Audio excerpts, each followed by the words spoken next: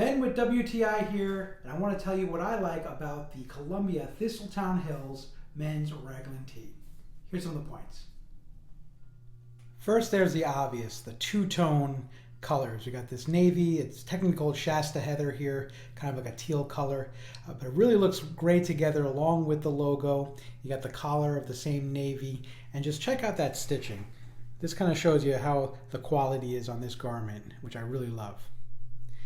This is a cotton poly blend, so it just feels so comfortable. It's lightweight, but it's still kind of warm.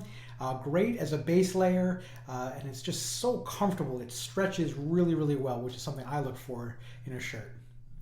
This also has the Omni-Wick moisture-wicking technology. What that means is any sweat you have, it'll absorb the moisture into the fabric, spread it out so it evaporates better. So whether it's cold out or warm out, if you're sweating, it keeps you nice and comfortable. I'm at the point in my life where I'm always trying to balance out comfort with style, and this shirt really fits the bill.